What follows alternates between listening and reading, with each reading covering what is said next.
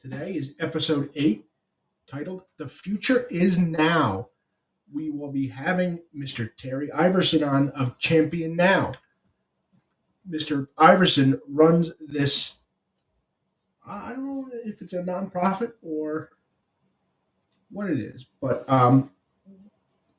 Terry is the founder and he is the self pronounced machining mentor. We are having another slight technical difficulty. I'm trying to get Mr. Iverson patched in right now. If you could please bear with me. While we do this, today, being the daily grind, as I mentioned in my post the other day, Miss Susan Borchers of Lafayette Engineering, thank you, by the way, has provided Kitty Town coffee. I believe it's Simba's Sumatra. And one second. It's Simba's Sumatra blend, a dark roast. So this is going to be the first try of it. If you are unaware, Lafayette Engineering boasts an unparalleled engineering program that will put you ahead of the pack when it comes to getting your first job or getting in your career. Hey, we have Mr. Iverson. Terry, can you hear me? I can hear you. I apologize about that little hiccup. I don't know what happened, but everybody, this is Mr. Terry Iverson of Champion Now. Terry, welcome. Yeah, welcome. Thank you for being welcome. Thanks for the honor. Before we get too crazy into the show, a special thanks to Mr. Harold Shook, I believe is his last name, who reposted Skosh? the show. Skosh? Okay. I think so, yeah. Reposted the show, so we are going to be able to reach more audience. So, Harold, thank you very much. So, Harold is awesome, Rob. Oh, he's great. I forgot. I think it was about half an hour I spent with him late last week on the phone, and unending knowledge. The guy is great, isn't he? He is. He is. Some of us old guys have to step up our game, right? I don't know what you're talking about. Not you. Did I lose you? Oh, bummer. We have another technical difficulty where Terry has seemed to have signed out.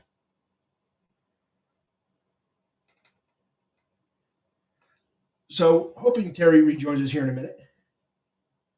But while we do that, Harold has actually left me some quotes to use. And Harold, if you're listening, if I do hack this up, please reach out and fix it up.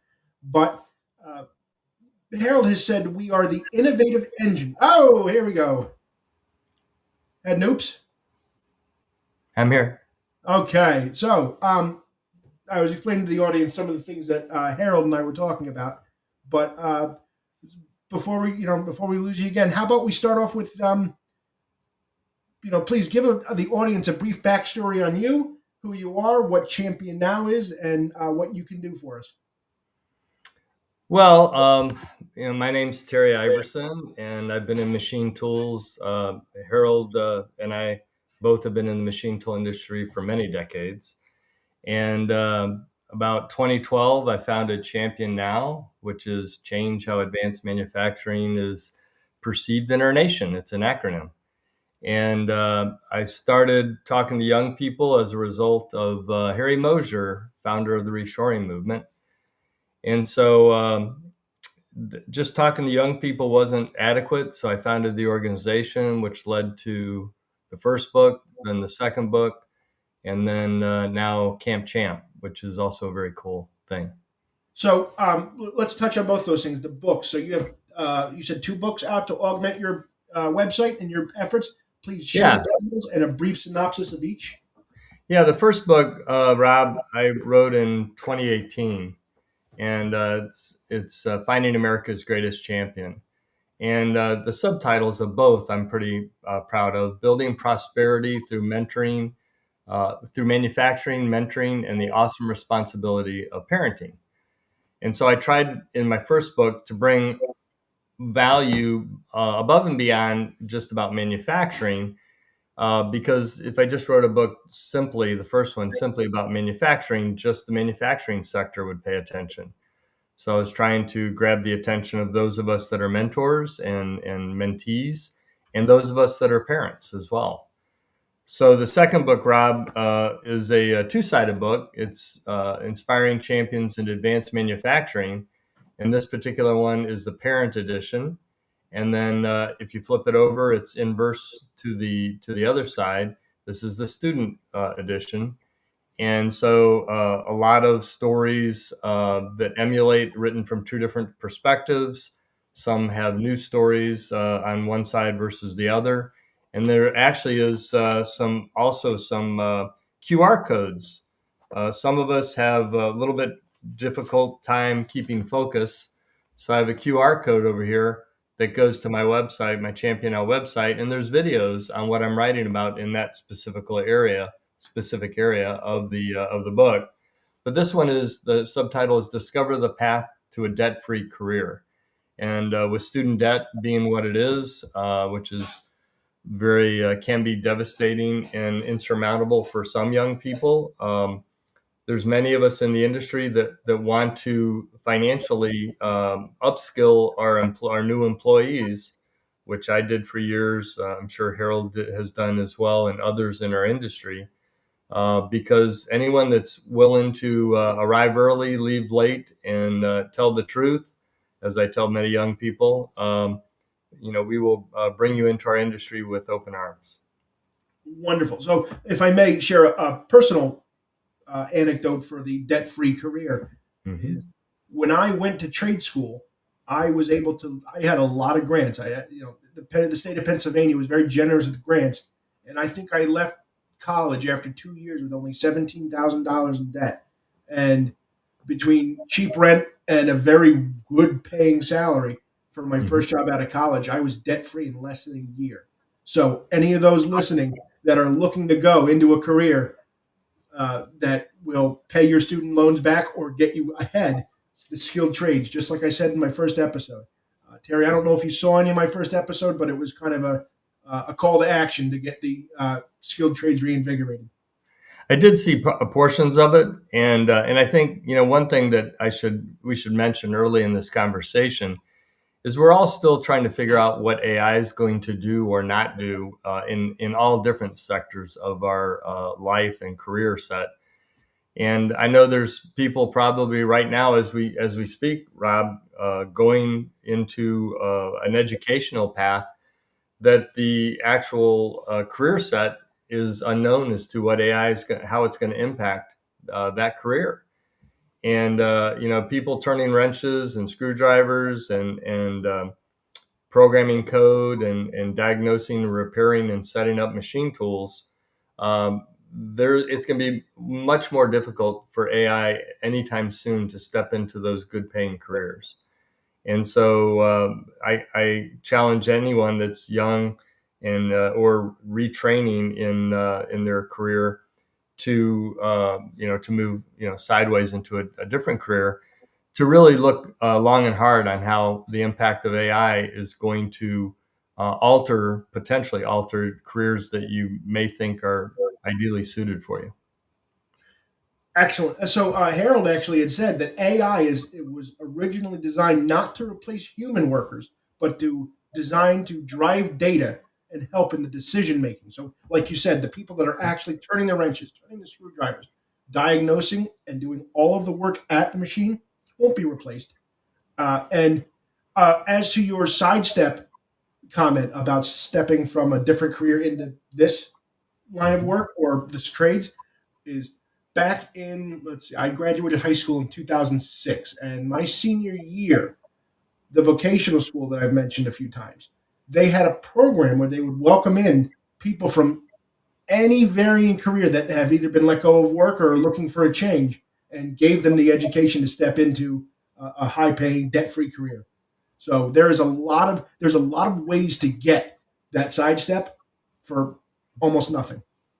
I agree. I agree. And it's just a matter of, I mean, there's a lot of, in this country, Rob, I think we've done a couple things poorly. Our industry has done a poor job of really advocating for ourselves. and being proud of what we do and what we have to offer. And then I think our industry, our culture has been very naive as to the presence and importance and challenge and excitement that the advanced manufacturing sector offers. So when I was speaking with Harold the other day, we Mm-hmm. had a really a vast amount of the talk was about changing the perception and changing the message around manufacturing. And he had sung your praises for hours if he could. He went on about the whole dark, dirty, dingy thing that I've mentioned Uh-huh. has to be changed. And I did, let's see, I did episodes 1 and I think 4 from the machine shop that I work in a lot. Yep. And if you guys saw the background of that shop, it's not dark, it's not dirty, it's not dingy. And Mm-hmm. I have made the caveat that yes, it's a school shop, that's not industry. I get that, but that's not the exception now. It's the rule anymore. Is if you go to any shop that's worth its weight, it is clean, it is bright, well lit, and a lot of them have taken on 5S or Kaizen uh, Mm-hmm. statutes where there's really, there's no excuse anymore to be perpetuating that terrible misconception. Mm-hmm. And we had also talked about, and to kind of pivot this a little bit, is the how do you get into in your champion now line? Do you get into the internal investment in employees sort of thing, or is it mostly the advocacy of the trades? We were talking about Cincinnati, so he's got a lot of background with Cincinnati, Mm-hmm. if you're familiar.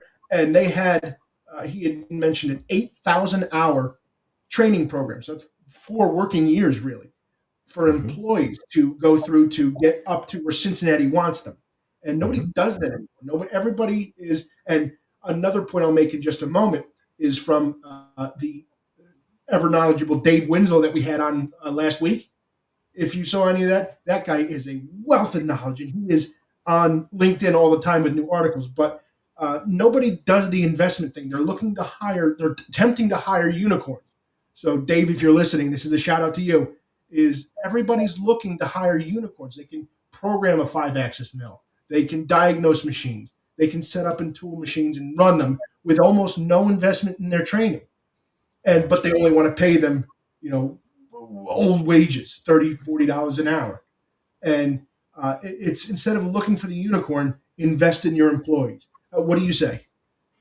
Well, we were such a small company. Our machine tool distributorship had a 94, almost 95 year run, and I was in that for 45. And we always, my father and my grandfather before him, always embraced education and embraced paying for education of our employees.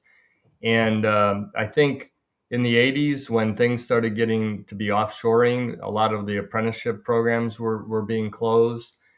And I think the greed of some of our industry showed in that, the short-term thinking kind of perpetuated our country.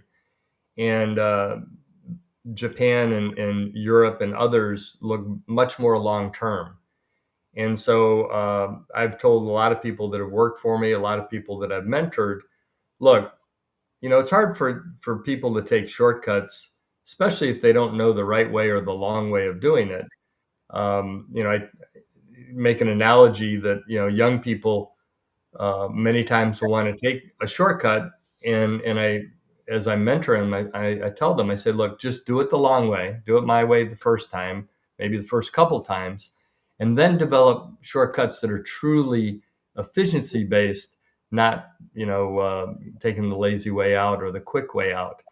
And I still perpetuate that message when I mentor young people or when I speak to groups of young people, that those of us that are boomers and have been around a while, I'm, at some point will be in my fifth decade, and we're trying to give young people the tribal and legacy knowledge that we have, but to cut out early or show up late Those are not good practices, obviously. And there's those of us that really truly want to share what we know.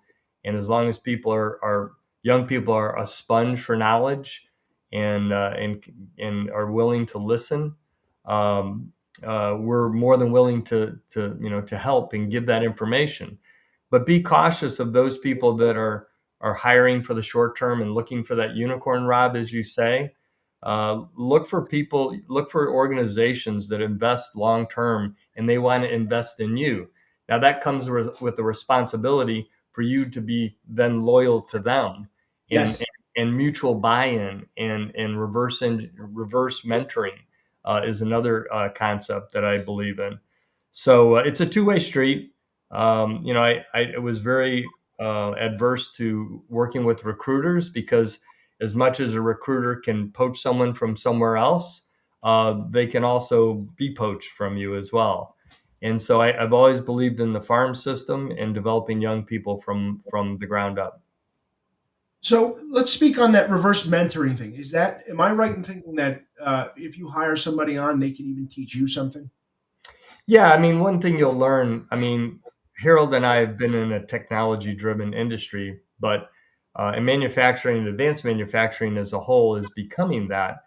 But there's a lot of managers and owners that aren't as tech savvy as some of our young people in terms of the generations on the upswing coming into our industry. And so some young people are not embracing the mentoring concept. And one of the things that I try to advocate is that, look, you can also reverse mentor. Um, so many young people, they have their phones and literally out of the womb are doing this on their parents' phones. Yep. And so they've forgotten, in many cases, Rob, more about technology advances than a lot of the boomers like myself may know. So there's an opportunity for dual exchange and for a simultaneous mentoring and reverse mentoring component. And I think once young people look at it that way, they feel that they're part of the solution as well as the mentor. Excellent. So I perused your website soon after we began speaking to each other, and that Mhm. was a while back, mind you. A link to that is in the video description for everybody, by the way. So please visit Mr. Iverson's site. Um, Now, I can't remember properly, so please help me. Do Mhm. you travel the country and show off the what could be in manufacturing, or is that somebody else? Yeah, I mean, I travel the country. I'm just getting to the point of exiting my old company and selling our building, and that once I complete that, then I'll be able to do more public speaking, more camps with appropriate funding around the country. Most of my writing in both books centers around Illinois, Wisconsin, and Florida because Yes. that's where I've spent most of my life in those three states. I have served on organizations in DC, in Illinois, and in Florida as well. But that being said, the Camp Champ is gaining a lot of attention, and that's something I hope to do more around the country. And then and organizations and associations do have me keynote, and as part of that, they'll buy multiple quantities of books for attendees, and so Yes. that's something that I look forward to do more of going forward. So let's hop on that. Let's hop on Camp Champ. Please, if you could dive in without giving up the ghost, dive into it. What is it? What can it do? What do you do? Well, way back when I came up with the concept, of course, we both know Dennis and cutting tool engineering, right? What do you do? And so this was a January of 2022 front cover. And I challenged Dennis. I go, Dennis, are you so bold to put two young people on the front of a metalworking magazine? And he's like, yeah, let's do it. So these are two of my 8 grandchildren. But to answer your question, Camp Champ is a interactive manufacturing camp that takes tabletop CNCs. See if I can show you this I remember this article very vividly. tabletop CNC lathes and CNC mill. Although I might turn it into 2 tabletop lathes, and we manufacture pens out of Yep. wood, and we make them out of wood so that we don't have to use coolant, and we CNC turn computer numerical control turn CNC computer numerically controlled the bottom segment and the top segment, and then we have high school students mentor middle school students, and for every 100 young people that come in, Rob, probably only 4 to 7 young people raise their hand when they say they're either aware of manufacturing or interested in manufacturing. And by the end of the camp, we're somewhere between 47 and 57 young people that are like, what is this? But we rotate to 6 different stations with CNC milling, CNC turning, CNC laser engraving. We laser engrave a nameplate for them, and then assembly, and then CNC indexing for sanding and staining. And Yep. then we also, as part of that, we develop a shirt that is of the wicking type material with a cool Camp Champ logo, and then we try to have the school's logo on there, and then Oh man. of course our sponsor in Illinois' case, it was IMEC, the MEP for Illinois, and then they go away with the shirt, and they feel a sense of pride. And then the mentors, we do a hat, similar to your hat with a Camp Champ logo on it, and Yep. then on the side we embroidered mentored, and we want to elevate their participation and give them just one more thing to feature on their resume. And the last thing, Rob, that I'll point out, and I did not see this coming, when we designed the mentorship component with the high school students mentoring the middle school students, a lot of people approached me and said, you realize that this could be a breeding ground for our future CTE teachers. And I thought about that, and I go, you know what? That's a really keen observation. I can't say that I built that in for that reason, but young people aren't used to mentoring, in high school or in their sophomore, junior, or senior year. And when they get a taste of it, mentoring a young person whose eyes just light up when they see manufacturing for the first time, and get all jazzed up, that they like that feeling, that mentorship component, and they it's very possible that they'll choose that as a career, both the mentorship component or teaching component, and possibly with CTE being at the root of it. So are you saying that CTE could join with you and make this to blow this up, or Well, CTE is careers in technical education, okay, and different CTE. CTE, a lot in the high schools, Rob, a lot of Project Lead the Way and other facets are coming back into the high school sector, where it left for quite a while. They Yes. closed down a lot of apprenticeship programs, they closed down a lot of shop programs, and a lot of that is starting to come back. And so, one of the struggles we have in our country right now, besides having the young people getting into the industry, is finding teachers that can teach that, and either at a later stage in career, in retirement, come into the fold, or hopefully some young people leave the industry, and look for seek after that component of mentorship and instruction and teaching the next generation.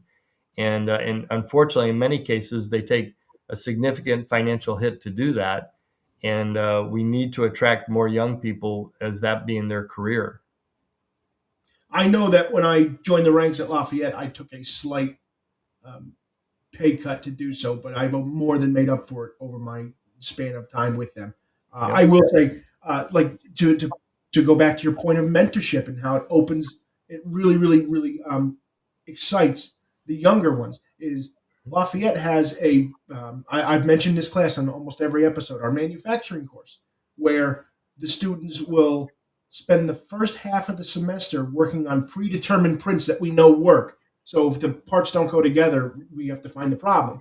Mhm. Um, and in that, we actually hire upperclassmen that have taken the course already to help us teach the underclassmen there's certain things of the course, whether it be the knurling or drilling holes precisely, whatever we have open that they can do to Hmm. help teach their fellow underclassmen. And what really helps breed the comfort of it, we find, is it is their classmates. It is the direct upperclassmen that have just taken the course or have taken it before, and they're familiar with the faces, which I think goes a long way to help breed the comfort and the excitement. So just like you said, when I see these students come in, that a lot of my students come from New York City, Philadelphia, places where they don't see it, and their families may not be in manufacturing. They just I've had a lot of students that have never even changed a bike tire, Terry.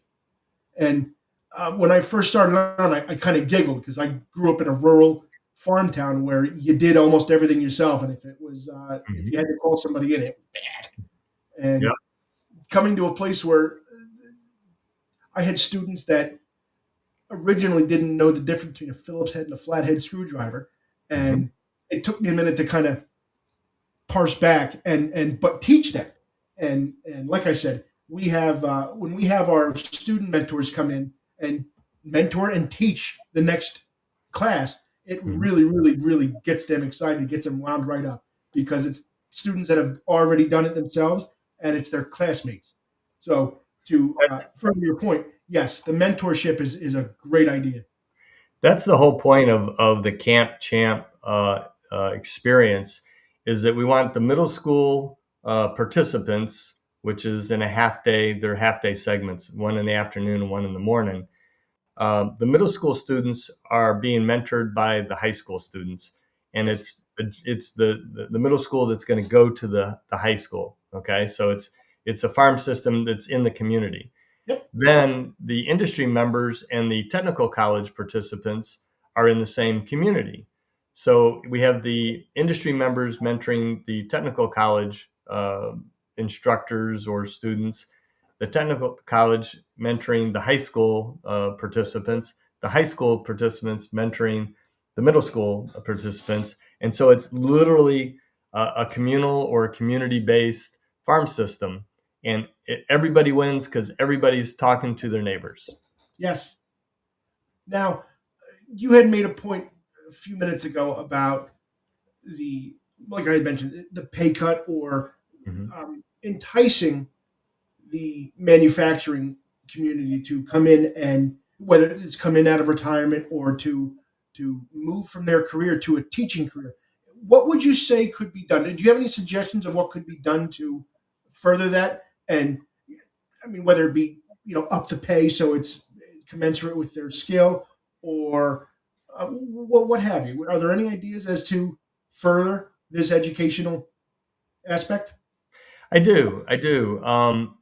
Two things. I mean, first of all, funding from state levels on in high schools and whatnot for those instructors is very difficult. For whatever reason, there's a teachers, in my opinion, are never paid enough, to be honest. So, two things that I would suggest is local industry has to understand the industry that surrounds the high school that has a program. They have to understand that maybe they have to participate in somehow having compensation available on an ongoing basis for people that are teaching their future students, right? They can come right out of high school, go right into your company in the local community. The other thing I'll talk about is Craig Sigilski up in Wisconsin with Cardinal Manufacturing. He designed, and I've been sending his brochure around on how to start up a program. He designed a self-sustaining program where there's a manufacturing company within the school. So if you're for example, if your mascot is a bulldog, you might call it Bulldog Manufacturing, or if your mascot is a cardinal, Cardinal Manufacturing Yes. for the high school. And so that being said, industry supports that program, that machine shop, basically within the high school by having them make product for their needs. And part of that can be we did a profit sharing program for probably 60 years of the 95 years or more, and we put money away for our employees. Well, if you start a program within a high school, not only can you have it self-sustaining to help support the actual program, but it can also either have a profit sharing component where the instructor benefits for maybe a long term for like a retirement plan or something like that. Yes. Um, and I think these type of concepts, I think Craig started his in probably 2008, 2009, so it's been around a while. Yeah. But I devoted a significant component, part of a whole chapter for Craig to talk about cardinal manufacturing up in Wisconsin. And I think more schools need to be creative in that way to bridge this pay gap that we can't get, talented and qualified CTE instructors for our programs. And if you can't do that, that's a problem. Now, Wheeling High School in Illinois, they actually took their woods, I think it was either wood instructor or an automotive instructor, and came to me as an industry member and said, "Would you allow this future teacher of CTE of manufacturing come into your location, into your company, and shadow you and spend time bringing them up in terms of technology, in terms of terms and concepts?" And I said, "Yeah, I'd be glad to." So there was others in our industry that did the same in that community, and so that's another way to take someone that's maybe in a program that maybe not nearly as well attended or have as many people in queue waiting for someone to step in for a program to flourish. So those are two different concepts that might resonate with some of your audience. I like the high school one, and you had mentioned the state level government has to get involved to put the funding back in. Uh, Mhm.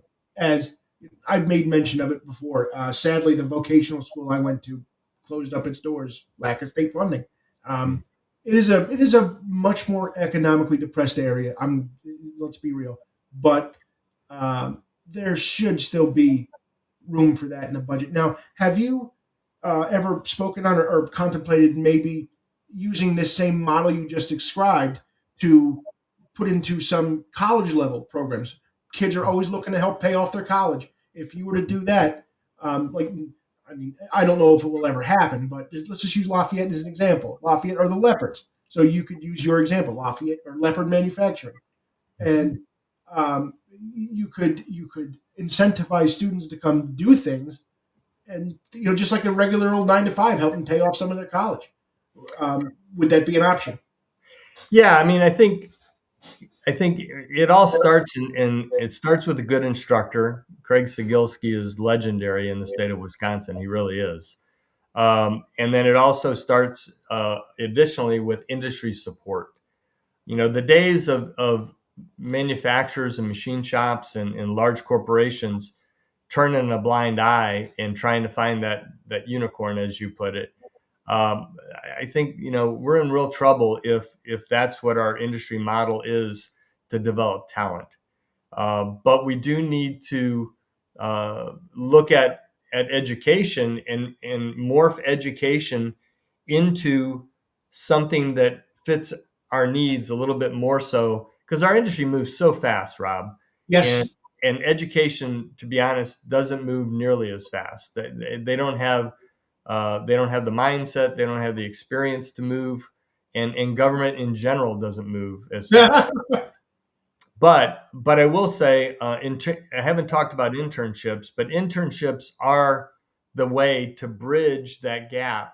Hopefully, I hope to have a third book, Rob, where this side would be for industry and this side would be for education, because the same disconnect between our parents and our children in terms of education and career path, the same disconnect exists between industry and education. Yeah.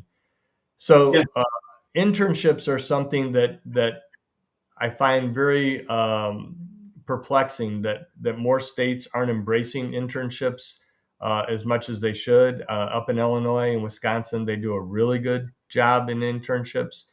As I spend more time in Florida, I'm a little bit perplexed because internships aren't embraced nearly as to the level that it is in the Midwest. But there's different answers around the country to that dilemma. But internships, young people start saying, okay, you're talking about advanced manufacturing, Terry and Rob. I don't know if it's for me. I don't know if it's something that I will embrace, or it'll ignite a passion within me. And to that young person, male or female, I say, you know what, get into an internship your sophomore year of high school, and go into a summer internship for 3 months. Someone in your community, and enter in at any point in the office, in the shop, wherever, and find out more, and find out if it will ignite a passion, because it may change your life. Excellent. So I will say that we may have some in the audience that are to help in this mission. Is there anything specifically they could, Terry? Yeah, go ahead. I'm sorry.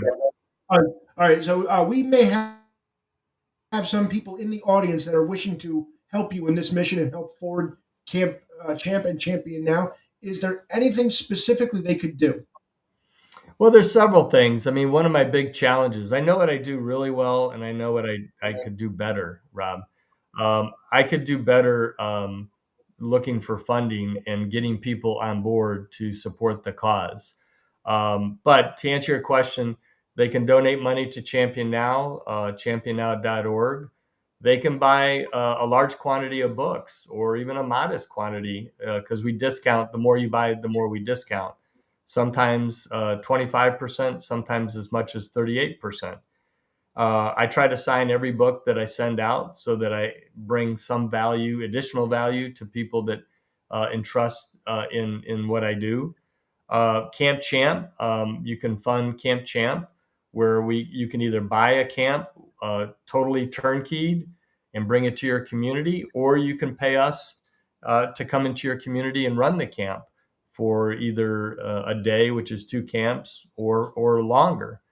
So those are 3 ways: donate to Champion Now, buy books and propagate the message and get the word out on the street, so to speak. We can even put your logo onto the front of the book, so you have some mutual branding. And then Camp Champ, either find funding to bring Camp Champ to your area, or buy the camp. And if you buy the camp, we try to brand it in accordance, almost like white labeling, to the organization or the community that is buying the camp. Very cool. Uh, so, Terry, we'd like to take a minute to thank you on behalf of Cutting Tool Engineering Magazine and myself for taking this time to spend with us and propagate this message. If there's anything else you'd like to share, the stage is now yours. Well, the only thing else that I would say is Cutting Tool Engineering. I would be remiss if I didn't say what an awesome partner that Dennis Spaeth and Tim Spaeth, and of course yourself, uh, they're taking the lead in really backing and engaging in the advocacy for our careers. And I think there's more of us that can do more. Um, People can reach me at terry@championnow.org, and say, hey, Terry, how can I help? Volunteers are another way to help out. So if anybody has interest, I have all sorts of. I've done many podcasts, and every single one is an opportunity to get the message out there. What's that? We had a little bit of a hiccup. Oh, I'm sorry. I try to, through my LinkedIn page, through my Facebook page, my website, I try to get as many times and opportunities to reach as many audiences as possible. And I'm honored to be on your podcast, Rob. Terry, again, we can't thank you enough for taking the time. We really wish you the best. Make sure, everybody, you visit championnow.org, reach out to Terry, see what you can do to help, and make sure you give his site a good visit. Terry, again, thank you very much. Have a wonderful day. Same to you, Rob. Thanks again. I'm honored and privileged to be on your show. Thank you. Bye bye. Bye bye. So, everybody, thank you very much for tuning in. This has been the daily grind for cutting tool engineering. If you notice, I'm not at the Acopian Engineering Center at Lafayette College. We had a cataclysmic snowstorm yesterday evening, or all of yesterday. So we are broadcasting from my home office today. I would like to give Lafayette College, Lafayette Engineering, an extra special thank you and shout out for this month. Again, Susan Borchers, Communications Director for Engineering. Thank you for that special coffee. It was delicious, by the way. So, Kitty Town Coffee. I believe it was the Simba Sumatra blend. Very, very good. Uh, I had begun to mention before Terry had joined us that Lafayette boasts an unparalleled engineering course or curriculum that will put you ahead of the pack when it comes to getting your career off the ground. If you wish to be ahead of the pack, or if you have a high school age student or know somebody that does, please encourage them to say Colonel or why not and join the ranks at Lafayette. Uh, Make sure you tune in the same time, same place next week, 8 a.m. Eastern, for episode 9 of The Daily Grind. We will be kicking off our milling series for February. This wraps up the Shop Talk series for January. I thank you very much for watching.